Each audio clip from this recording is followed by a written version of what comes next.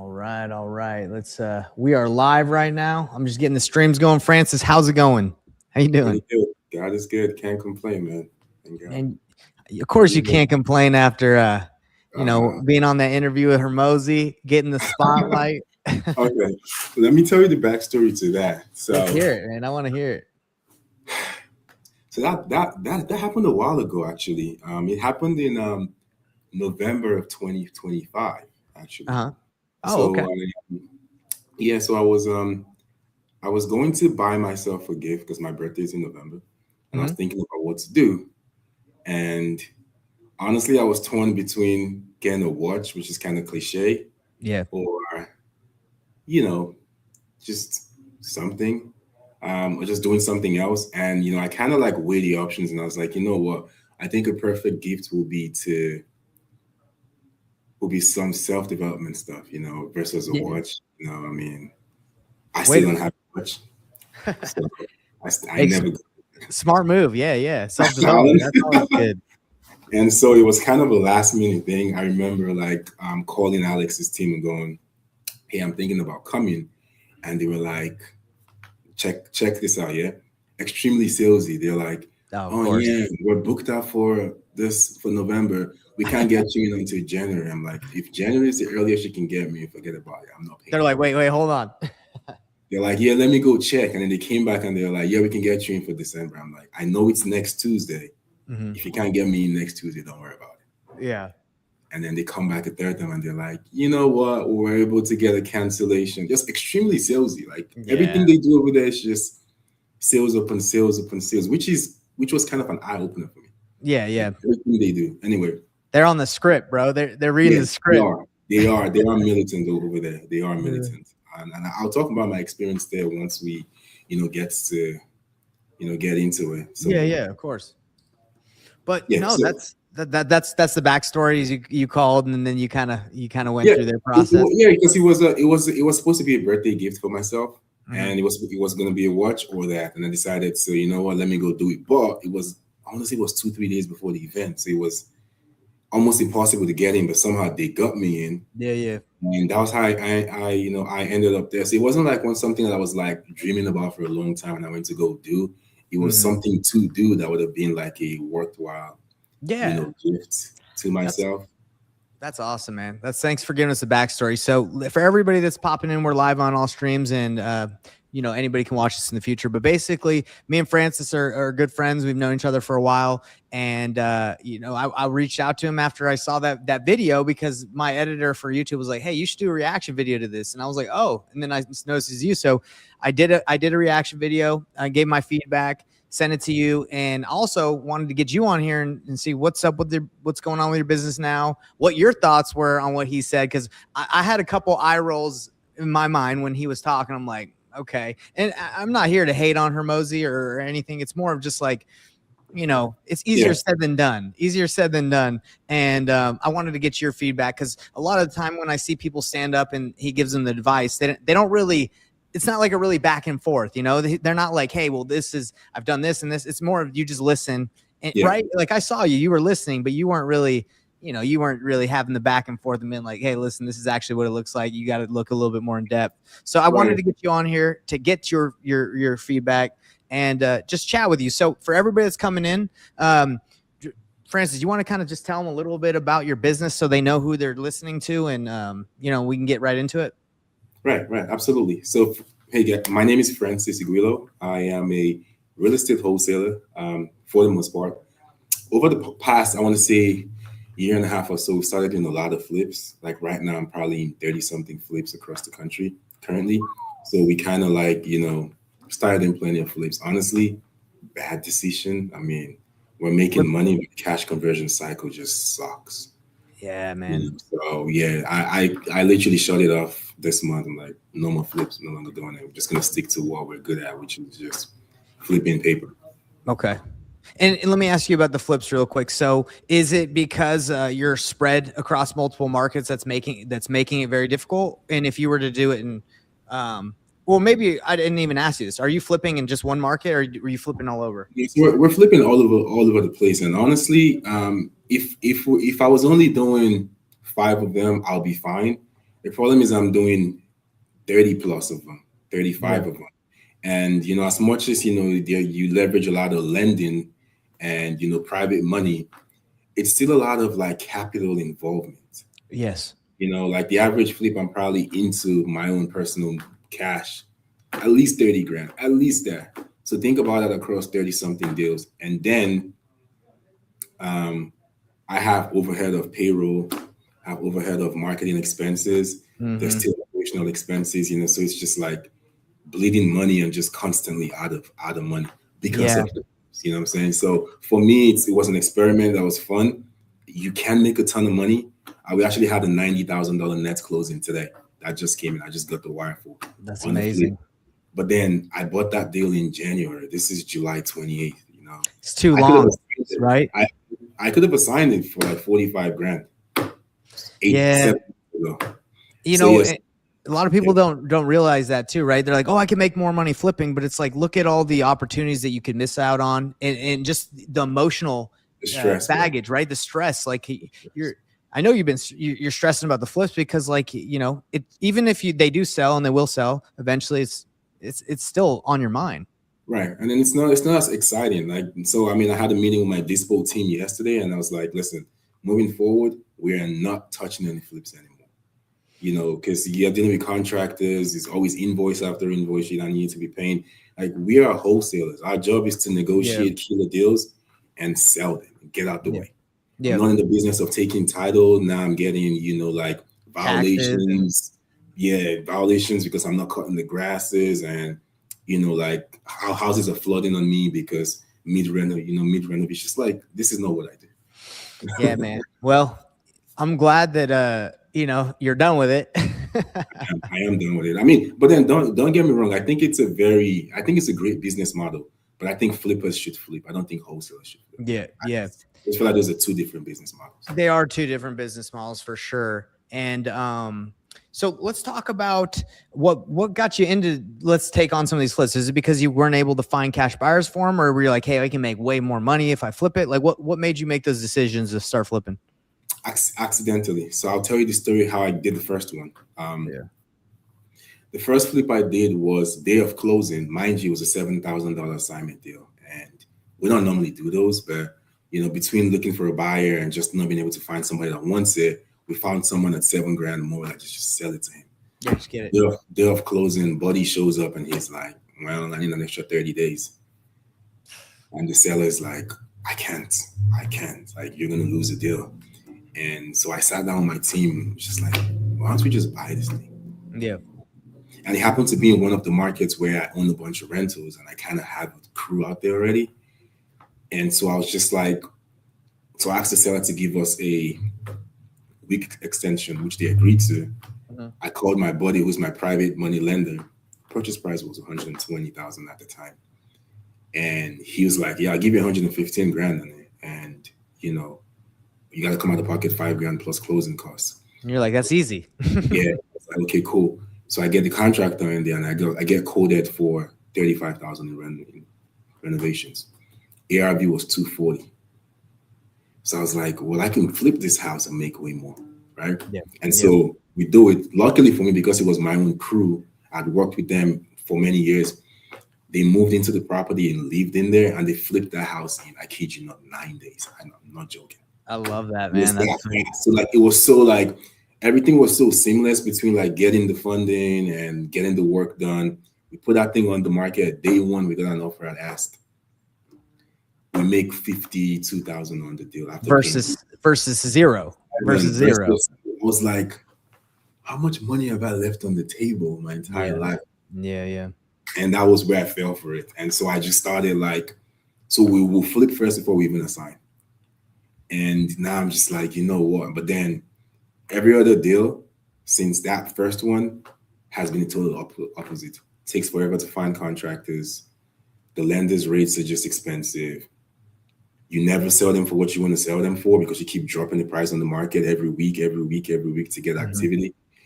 And then it's just like the emotional roller coaster. Like, now my team is versus my dispo team that's just used to dealing with buyers. Now my dispo team is dealing with contracts. Yeah.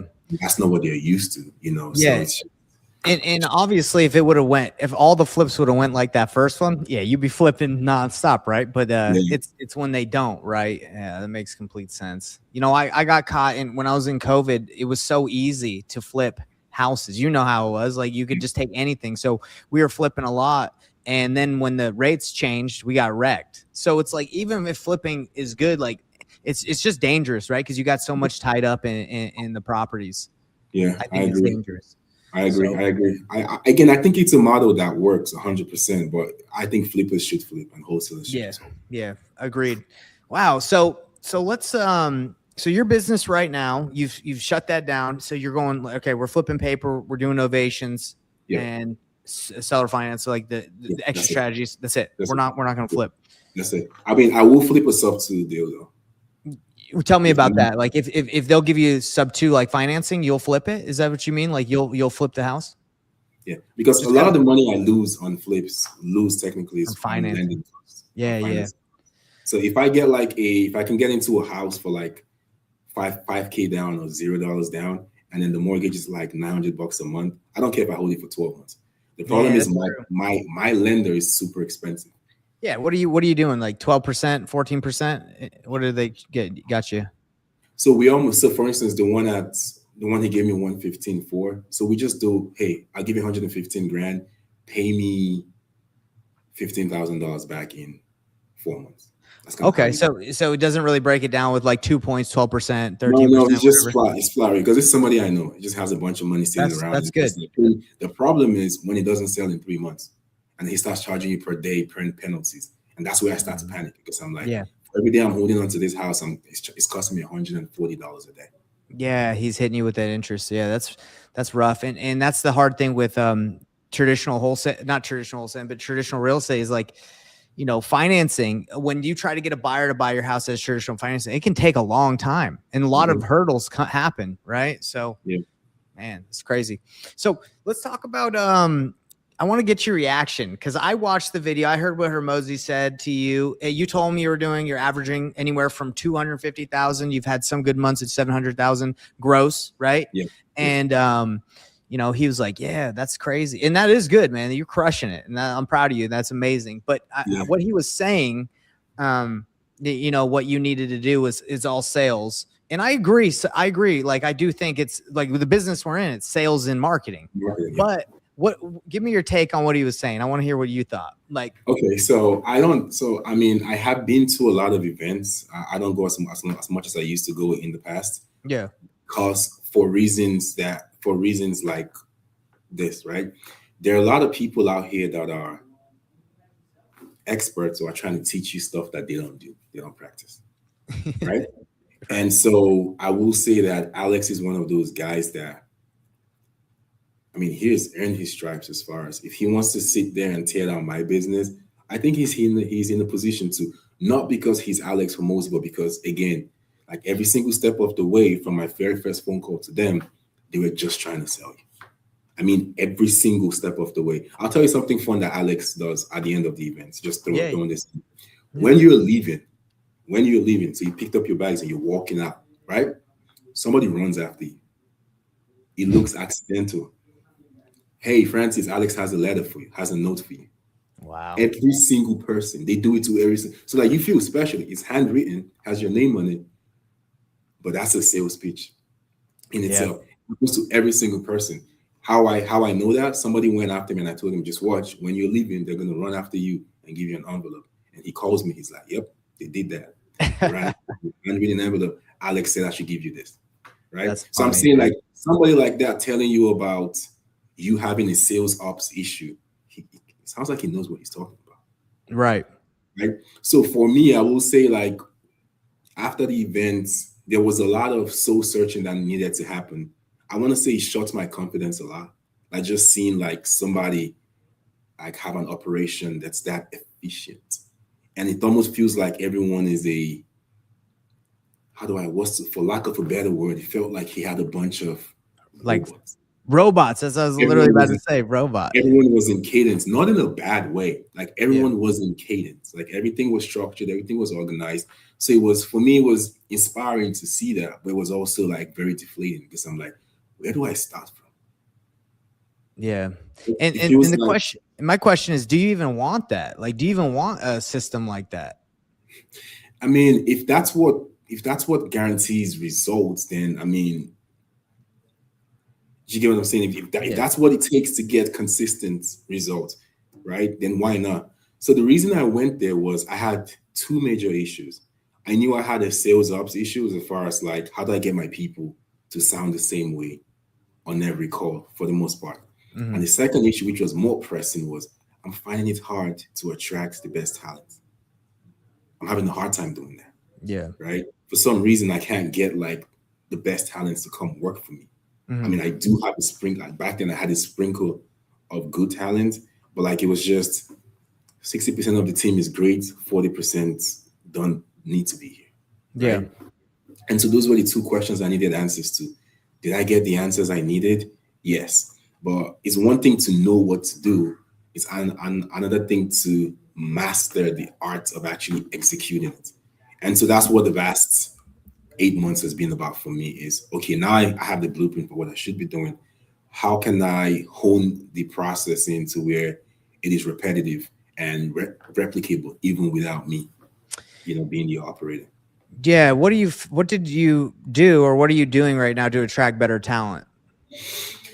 Okay, so first of all, the marketing piece. So the marketing piece, more making it more compelling, as far as who am I looking for? Hmm. Like pretty much weeding out what do you call it? Weeding out the like the job post itself should tell the applicants who this is for and who this is not for. So you want to Yeah. be very clear, first of You're all. trying to get really niche on it, right? Like you're specific on who you're targeting. Yeah, I mean, just let them know that call out who you're looking for. Like you want to call them out. Like if you are this, if this is who you are, you're welcome here. If this is who you are, if you're this kind of type of person, you're not going to make it here. Don't bother. Hmm. So it's that part. Interesting. The other thing is within that same marketing piece is almost overselling like income potential, like earning potential. Yeah. The potential. Yeah. The opportunity. Yeah. So it's like almost overselling it, but like without necessarily like overinflating numbers. So Yeah. before I used to market the position as 80 to 120,000. I do 150 to 250,000 now. So now Now all you're of a getting sudden, different. You're getting different tiers of people. now I'm getting ball players, people that are, they're like, okay, there looks like there might be a chance here. And there is a chance here. I mean, the highest earner here last year took him 194,000, That's right? amazing. So if you're crazy enough, you can get there. Now, no one has gone to 250,000 before, but there is a chance that that's possible, right? That was the second part. So that's within the marketing message itself, right? The other thing I started to do, which I learned from there, was headhunting, right? And so I hired like a Mm. headhunter, and just pretty much we just go for people that are already in the position. I try to see if we can turn their necks a little bit. Like, Wow. are you happy where you are?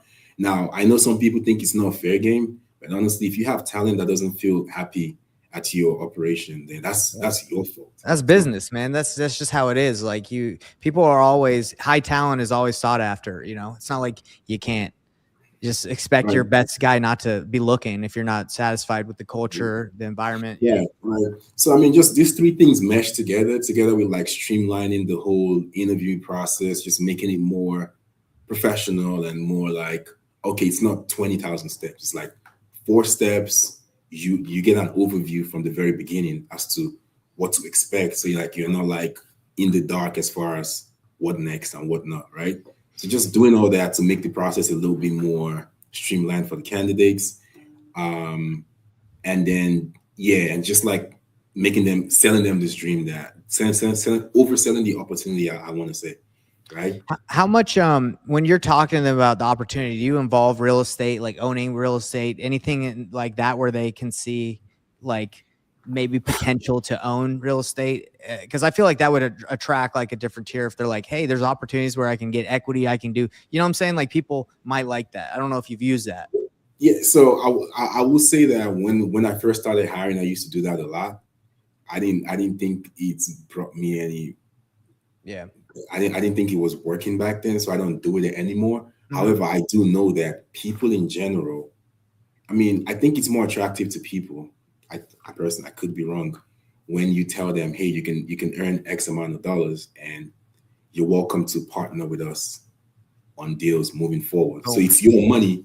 Now you can come partner with us, yeah. right? So you make it first, and you decide if you want to work with us or you want to take it somewhere else. I just think that alone is more enticing versus. Yeah, that sounds good because people look at the long term, right? They like, hey, I could stick with this people for a while, right? Versus it's just a job. Right. So yeah, yeah. I mean, as far as like promising them, like equity in deals or property, we don't do it because again, it's this industry. I mean, what's the turnaround? What's the turnover time? A Yeah. year. So I'm yeah. gonna give you like what 1% equity in a commercial building I own, and you're only gonna be with me for 12 months. It's just Right. like the dream doesn't make any sense for me to even sell it. So when you so you went to Hormozi's event and you learned those things, how has that helped your business to hire this better talent? Okay, so I came back and I had a sit down with my entire team, and I told them pretty much we're shit. Mm-hmm. Like, here's my French. Told them we are not doing what we should be doing properly. Again, it tore my confidence. Like it actually did deflate me, right? Not because of the words, but just because I saw like a well-oiled operation. Yeah. Right. And so I came back and I was like, well, I know I can't replicate that, and that's not the goal, but can we get 5% better? Perfect. And so what that led to was pretty much all of December, I redid all the SOPs and pretty much raised the bar on a lot of things. Guess what happened after that? Everyone quit. Lost 50% of the workforce. Oh, that's okay. I lost 50%, so half of them left. Is that they just quit? They're like, this is not. I'm not in this. You started falling off like flies. I mean, before here, so hours at 9 a.m. to 6 p.m. and guys will come in at like 9:15, 9:30, 9:45 sometimes. And it's like, well, I mean, it's cool, it's whatever. But when I mean, after that, it was like if you're here at 9:05, you're late, right? And so things like that, you start having like difficult conversations with people. I'm like, if you can't show up to work on time, I don't want you here. Yeah. And so once you start having those conversations with people, it becomes, well, it was fine a month ago. Why is it not fine now? Well, it's a new freaking era, right? Yeah. So you either get with it or you get on. And then, so doing that, I knew it was going to come as a consequence. So people started to fall off. They weren't falling off because the standards were high. They were falling off because there was a lot of friction all of a sudden. Because everything they were doing was like scrutinized. Like, you shouldn't be doing that. They were comfortable before, and now they're uncomfortable. Right. So I lost half the workforce, and I lost a further 25% of the workforce in March. So like we're down to, at one point, there was only 6 of us here. I was like, I'm fine with that. But guess what? That particular month and the month after, we did $500,000 both months. With, wow, I'm going to say 1/3 of the team. That's amazing. That's incredible. And so if you ask me what were the benefits of going to Vegas to go see Hormozi, I think it's just made me more stringent on like the culture and what I'm looking at, like what I allow. Yeah. Right. And what we have to, what we, let people get away with. But it's also shown me that you can be more efficient with a smaller team. I mean, I stumbled upon that. I didn't realize I could put up. Yeah. In that video, you said you had like 17 people on the team. Yeah. At the time. Yeah. Right now, there's only about 10 of us in here. And it's probably outperforms the 17 that you had. There's way less people to manage. And just the quality of people I'm bringing in now. So I make them take like IQ tests. Honestly, bro, you have no idea like how much easier it is to manage people that just use this. It's just like, you're telling me it's easy to work with smart people. I mean, who would have thought, right? Yeah, who would have thought? So that's something that we screen for now in our interview, in our hiring processes. Yeah, we try to test like problem solving abilities and stuff like that. Man, it's so interesting because it's just like common sense. It's like, all right, if I hold people to a standard, if I make sure they're smart, if I make sure they show up on time, and that they don't slack like immediately, we're just gonna be a better business. And I think the hard part is being the leader that's enforces that. Because like for my company, it's like if someone shows up late, I'm like, I get it, life is tough, I get things happen, but it's like doing too much of that makes the culture not very I don't want to say rigid, but consistent. Right. But I also think that you earn certain things, right? So as far as I'm concerned, if you come in here, your first 90 days, you need to be immaculate. You earn the lateness, you earn the days off, you earn the absence, you earn all that. You don't come in the door and day one, you're talking about there was traffic. There was traffic 24 hours ago. You knew this. And you still showed up late. Daily. There's, you got to know there's always gonna be traffic. There was traffic yesterday. What do you mean there was traffic today? Yeah. News flash, there's traffic. Man, I love that. So, I love that. It's just like, just making people understand, listen, like Alex's word to me was, you just have to be militant, right? And that's just kind of what it is now. It's not like this is the most fun place for you to work, but however, there are bare minimum standards. Every second Friday of the month, what has to happen? You need to get your direct deposit checks, right? Every Friday of the month without fail, that has to happen. Okay, every day at 9 a.m. you need to be in here as well. Yeah. I think that's a fair compromise. That's a fair exchange. That's a fair exchange, right?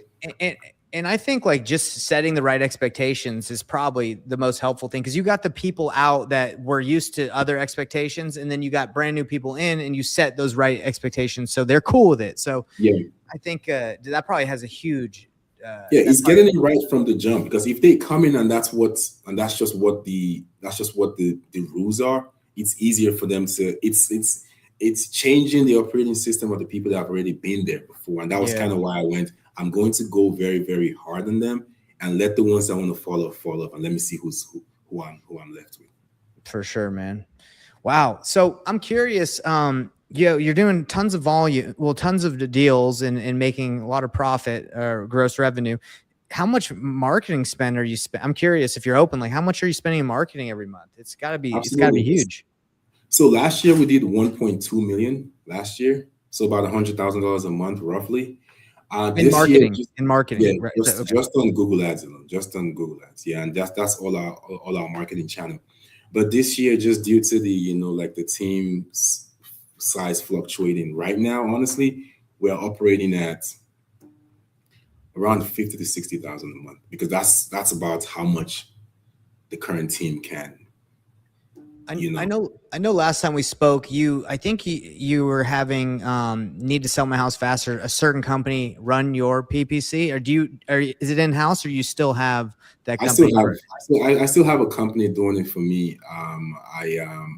Back then I had Gene Binko. I think he was. I forgot what company he was with now. But yeah, I have one of my really, really good friends that's also a wholesaler that's running my marketing for me. It's just something I've just never known how to do, and I just didn't dabble. You don't want to mess with it. It gets crazy. So you're not using any of these PPL companies. You're just running it through that. No. And then for me, that's something I will explore some more when it's time to scale, if I ever feel the need to. Yeah.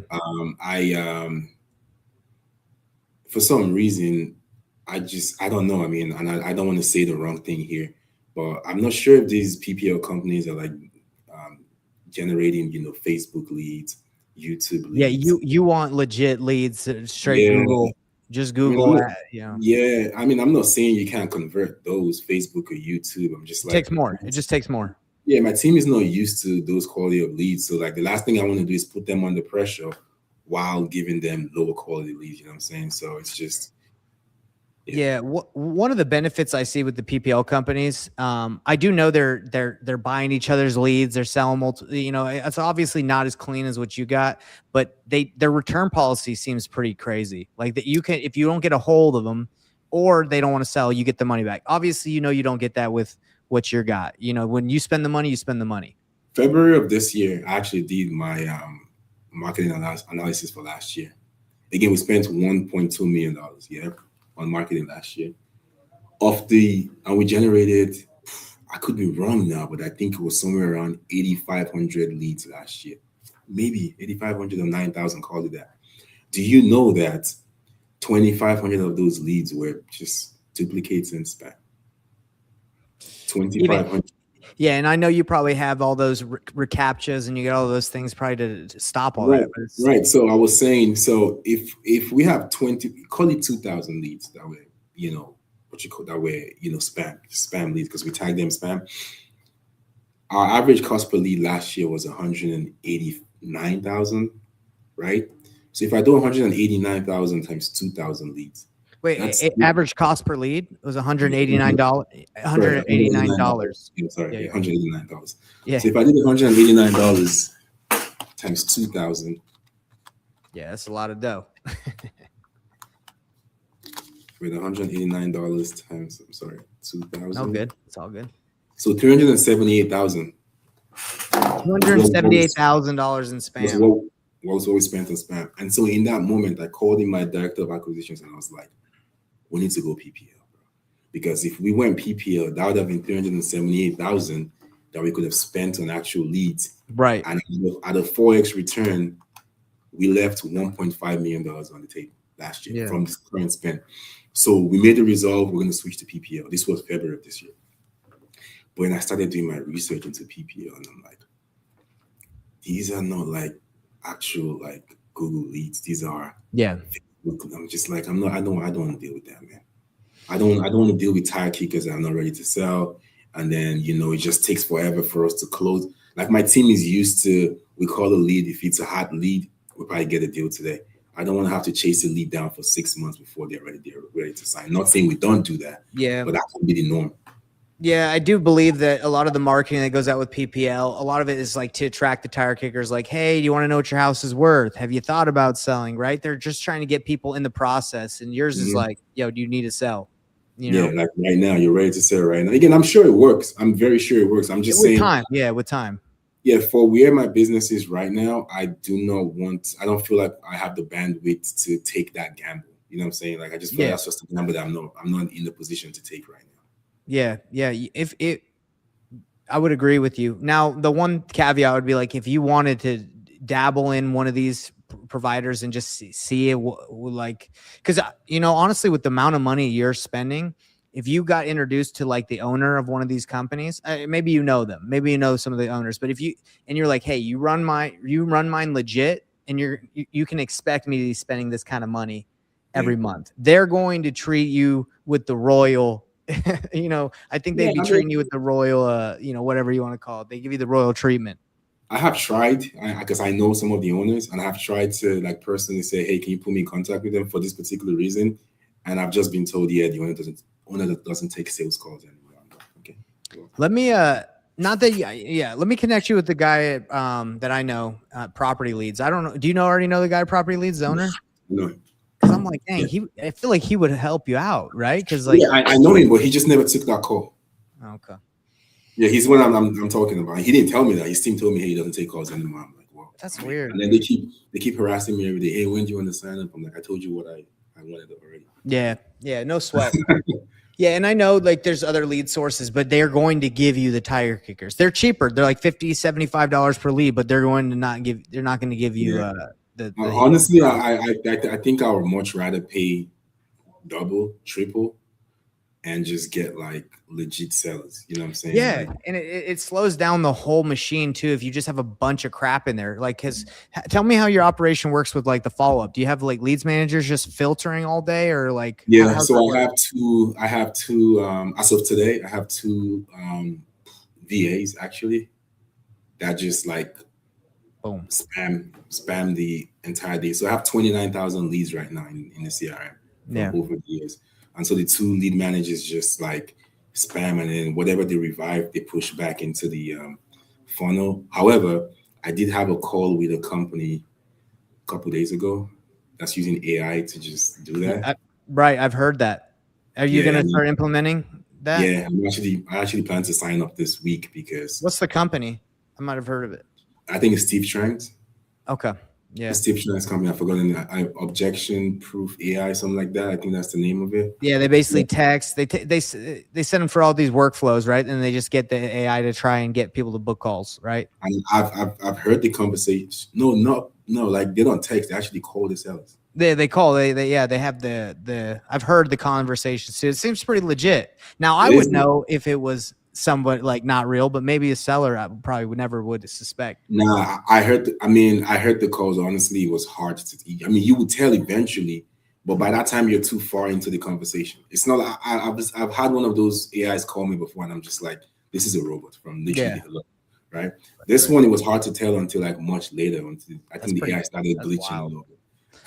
I'm excited for you, right? Because that's like I feel like that's a huge bottleneck in the business is the leads Oh, yeah. management.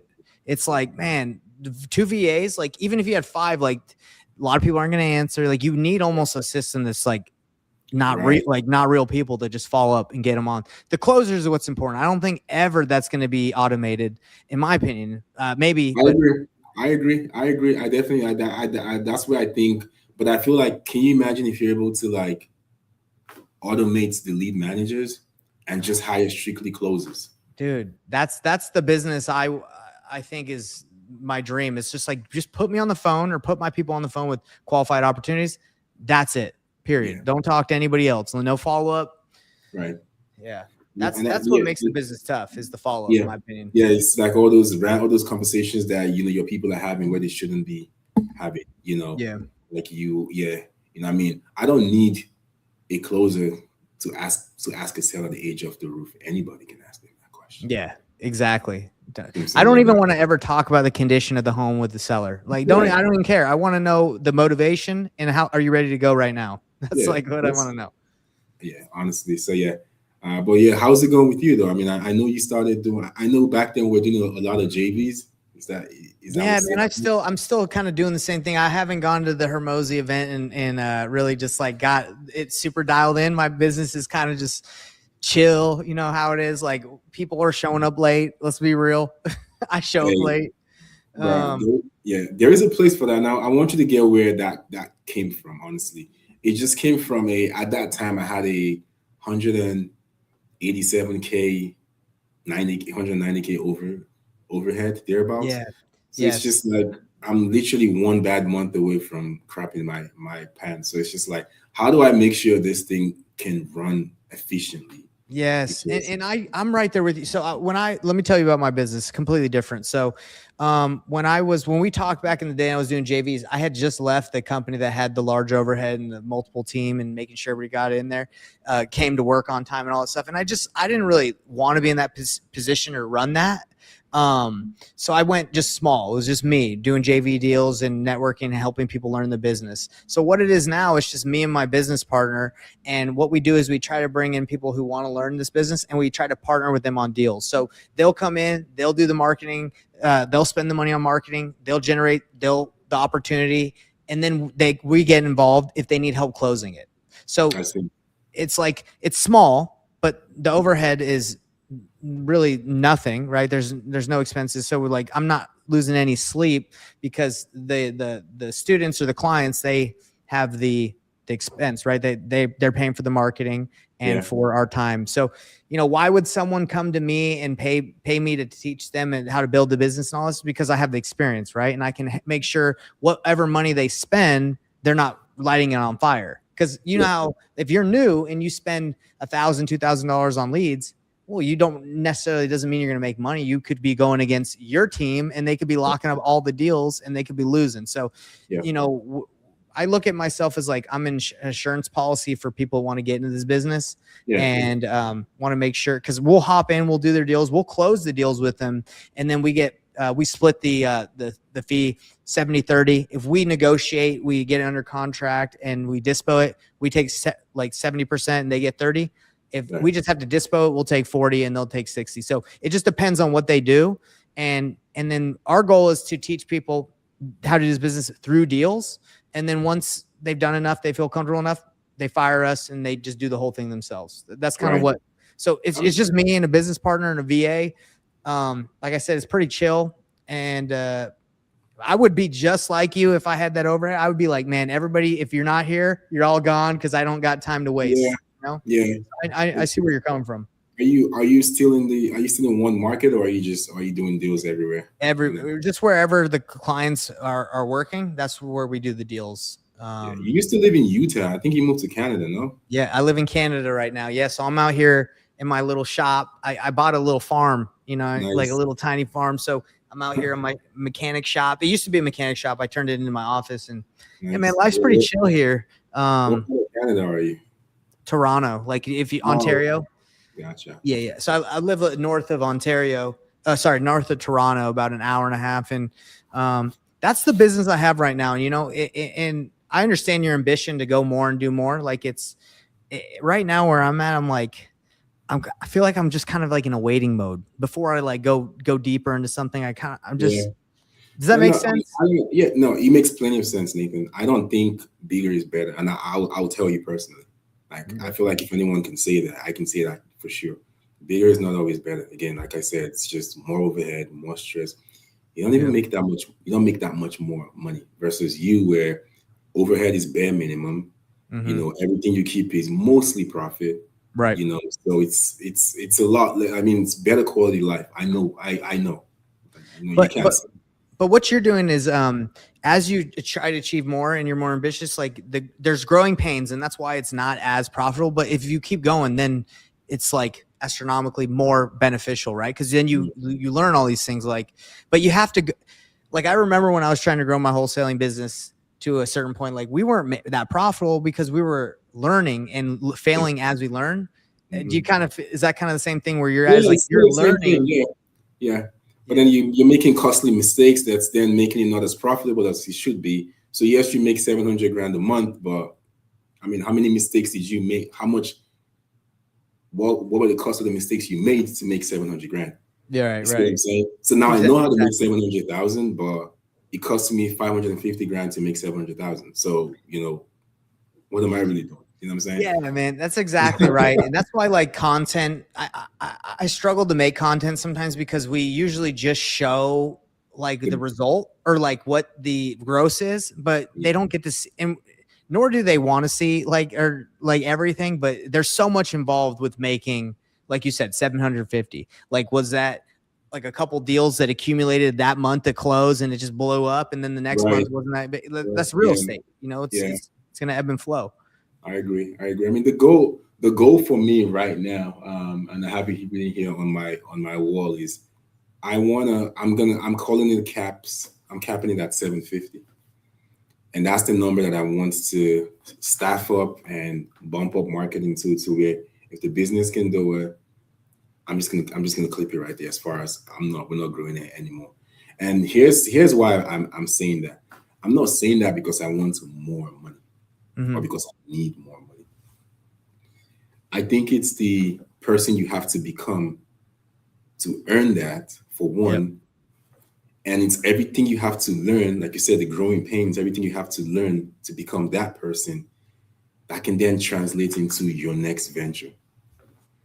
And for me, that's what it is. It's not really about, yes, I want to have the biggest wholesaling operation. Or it's like, if I can play around with this baby that I have here, as far as like, how can I move numbers and see what's possible on the back end. What will give me the confidence to go dabble around with in numbers if we're talking about how do we increase from $7.5 million a year to $8.5 million? You know what I'm saying? Like, if not with this machine, the good thing about wholesaling, is cause and effect is very, like the reaction time between cause and effect is very quick. If you do something wrong, like right away. It's like I messed up the marketing, boom, you can tell leads are crap. Yeah. Right. I had the wrong salesperson, boom, you can tell. Lead to contract ratio is crap. You can see the effect of your good actions or your bad actions in real time. There are some operations, there are some industries you go into where you make one wrong move now, it might take you 6 months to see the impact of that.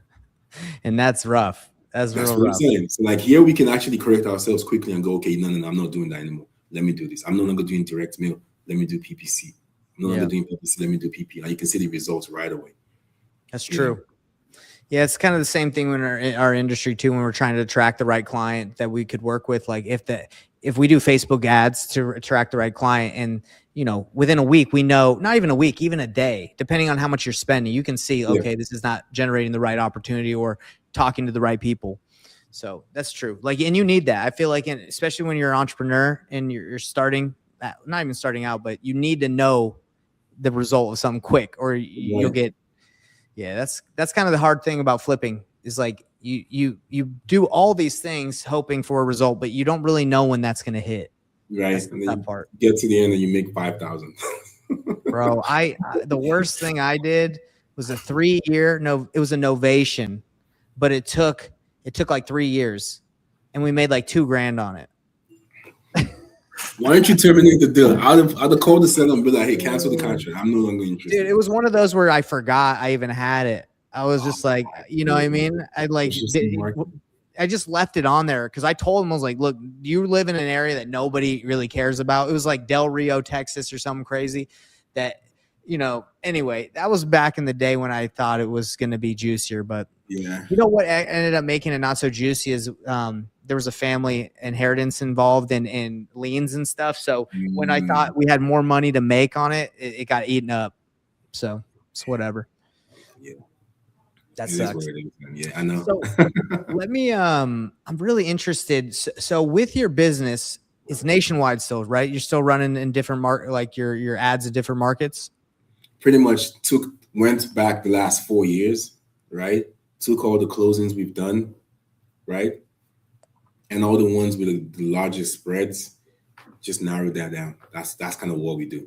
It's like What, at the end of every year, we just add to the list, like whatever towns we're getting, like whatever places we're getting like the best deals in, we just spend more money there. It's kind of what. is there? Are you seeing any correlation? Is it like bigger metros that you saw, or like anything that enabled you to like know which one, or was it kind of just random? Because last year, for instance, New York was our best state last year. This Really, year we have done 0 deals in New York, man. zero. Like I know last year, we were killing it in New York last year. and New York's tough. At least it's been tough for me. Yeah, Yeah, New York State, not city though. Like New York State, like state. Okay. yeah, like not the five boroughs. No, New York State, yeah, we're killing it in New York last year. This year, we've done 0 in New York. So it kind of ebbs and flows. Yeah. Well, I remember when I was doing nationwide where we were just doing like trying to get the cheapest leads, and we would get leads in the worst areas. You know how it Yeah, is. Like you don't do right. that, right? Like you Yeah, don't just get that we don't. trash everywhere. Yeah, we don't. I mean, we stopped. That's why again we're paying $180, $190 per lead. It's because we're kind of like a little bit Yeah. um, Targeted. targeted. Yeah, so we're not just doing blanket everything and give us whatever. Because again, I might as well go do Facebook ads at that point. Did you get your from Hormozi's advice? He said about scripts. He was like, get your team just reading the script. Don't vary. Like, do you do that now, or do you kind of let them have the conversation the way they I'm flows? glad you asked that because I knew that was something that in your commentary video. I noticed you brought that up. In an ideal world, me just being the control freak I am, I want everybody to nod their head at the same time, spin their chair at the same time. That's me. Yeah. But I just think it's impossible for me to do. It's impossible for me to execute, for me to get people, taken at that level. So no, we give them a Yeah. script. We give them a script pretty much. We role play the script with them, but ultimately, I need 14 bullet points from this conversation. Good. Play around with the scripts. I just need these bullet points at the end of the call. I think the sales process of when you're talking to a seller, like you need empathy. You need to be able to listen and take the conversation where they need to go. Sometimes it's not so structured, right? They have to like and trust you, and you're usually they're talking to so many different people, so they need to like feel like this Yeah, is a real thing. That's at least what I think, right? Like when you're yeah, talking to sellers, absolutely, absolutely. I mean, I've been on the phones myself for years, and at no point did I think following the script will make you sound human. Like you just don't sound human. You sound Yeah, very scripted and very robotic. for Um, sure. so yeah, so that advice, came through one ear and went out the other ear. But I tried my best to implement it. It was just impossible. So what we ended up doing was there is a script and then there is a template, right? So the script is pretty much a manuscript for the template. All I need you to do is the script is there for your guidance. But you see that template, I need every single line item in there filled out. And there's 14 of them that I need at the end of the call. That's it. I don't care how whether you get them. I just need all those people. Yeah, that's solid. I like that. So this is the last thing and we can wrap it up. Man, this has been fun. This has been good to chat. And I think this would be cool. We kind of did a reoccurring just check in and chat. But I want to see if I can somehow be of service to your business. What is your dispo? Like, how many dispo people do you have? I'm curious what that process is. Yeah, so we have 2 dispo guys. And honestly, I'll be more than happy to work together, because I think something we can also do is if we try to move a deal and I'm not getting any luck, maybe it would be helpful to maybe reach out to you, see if you maybe have some connections or some. Yeah. Let me tell you what I'm teaching my people to do, and you tell me if this would be beneficial for some of your deals. So like what we do is we know like the typical wholesaler will like do an email blast and they'll reach out to their VP buyers. But like what I tell people to do is I'm like, hey, you got to do the heavy lifting. Like you got to actually like look at who's buying properties around the house, call twice, text, like you got to follow up with those people every day. You got to try it, the process that they teach at Investor Base specifically, and then with cash agents. So it's like, it's heavy lifting, but you build relationships. But I think almost like every deal needs to go through that in order to find like the best buyer. But unfortunately, with the volume you're doing, you can't expect your dispo people to do that on every deal, right? Like that would be insane. No, we don't do that. Honestly, we know what we're asking. If you give us what we're asking, we'll just run away with it. So something like people from my team or clients that I'm working with that would be willing to do that on some of your deals that aren't moving, but you have wiggle room, or that would be beneficial to you, right? Like if we did that heavy lifting. Oh yeah, absolutely. Because again, like you said, like we're doing between 65 and 75 contracts a month right now. So I mean, between novations and cash deals, it's like surface level. Like we're asking 125. If you can give me 120, let's move on to the It's and I know we're leaving money on the table for sure. I know we are. So yeah, I mean, I'm more than happy to see how we can collaborate and work together. Because I remember in the past when we've done deals together, you've been very super efficient in finding buyers and like moving the deals along. So yeah. I'm more than happy to see how we can possibly score some more. I'd love to do that, because I think I have several people, and I'd be willing to take a look at some of your deals. And like I said, we either get paid from the buyer or we do a split that's fair. Nothing crazy, right? Like we're trying to wreck you, but if we can get you more, especially if the price that you want, we can get you a little bit more than what you want, and we can get paid. Like that's a win-win, Yeah, absolutely. And you guys can maybe work the deals deeper than my team can, just because of yeah, absolutely. Cool. Well, we can talk about maybe connecting me with your dispo guy, and that'd be sweet, because I think that'd be awesome, man. Man, this is exciting. I'm glad we could connect. And what do you think, man? Like, you want to do? I love chatting with you, and I love how high level you're running your business. And I think it provides a lot of value. I'm on the other end where don't see that level where you're at. I know about it, but I'm not doing it. I think you provide a lot of value to my audience. Like, would you want to kind of continue? Oh yeah, absolutely. I got plenty of free time. I'm not doing anything with my life. You want to see something I'm doing with my free time, bro? Let me see what you're doing. I'll show you. Wait, are you religious? Like, it's okay if you're not, but do you believe in Jesus and like? Yeah, I do. Yeah, of course. Check this out, bro. Let me see. So this is what I've been doing with my free time. I started painting Jesus. Oh, look at that. So this I is wonder whose beard is nicer, his or yours.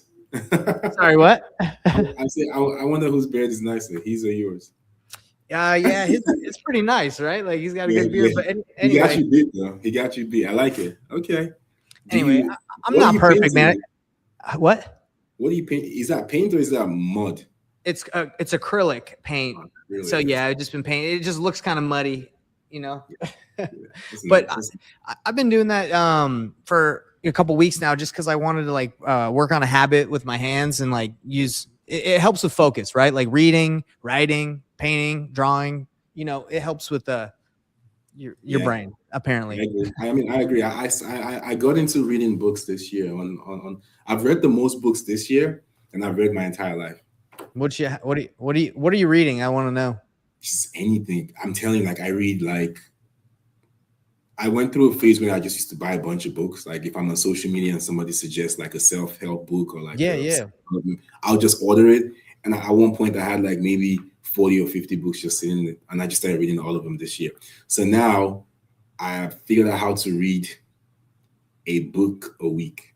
So think about it. I've been doing it for like the past 6 months. So I've just been reading. I can't tell you how many books I've read this year. Bro, I love that. So 3 years ago, I had a mentor that said, hey, like every high level entrepreneur reads. So I was like, all right, I got to start reading. So I've been reading a lot for the last 3 years. I even got an app on my phone. You should check it out if you like to read. It's called Bookly. Basically, it lets you track the books that you're reading. So you can keep track of like your reading speed. All it does is like if you're about to read something, you just say start. And then when you stop reading it, you and then it tracks like, okay, you read speed, how much you have left to finish this book. I like tracking just because it makes it kind of like a game.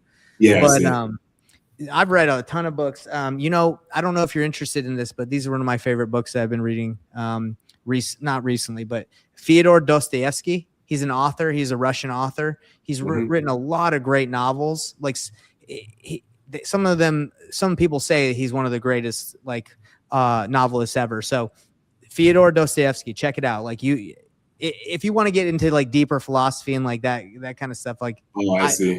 I enjoy it. Yeah, text me the name because it's kind of hard for me to remember that. Yeah, no problem. I'll text you. But I also I don't know. Again, like I'm pretty religious, so I'm almost done with the Bible. I've read. Oh, yeah? I'm almost. Go ahead. I feel like there'll come a time when I will sit down and read the Bible cover to cover. It's intense. Like when I was younger. Bro, the Bible is tough. I love like learning about this stuff, but it's hard. Like the Old Testament, like back in the day before Jesus came, like it's tough. It's a tough read. I'm almost done, but it's like anyone that's like, yeah, I've read the whole Bible. I'm like, have you really? I'm reading. It's hard. It's hard to hit cover to cover, but all right, man. Well, let's we'll end this chat, and anybody that watched, I hope you enjoyed. And if you have any questions for Francis, just leave it in the comments, and I'll shoot him his way. Francis, do you want anyone reaching out to you? Like, if they have any questions, like, do you want to drop their social media or anything? Yeah, sure. My name is Francis Willow. You can find me on Facebook, Francis, last name IGWILO. Okay. Or you can just search my last name on Instagram and then you see my face pop up. But yeah, all right, guys. Thank you so much for having me, man. This has been a pleasure of mine. Yeah, no, I always have a good time chatting with you, and I think there's a lot we can do together, and we can help each other grow. So looking forward to chatting more. Peace out, everybody. Absolutely. Thank you, Nathan. See ya. Bye-bye. Yep.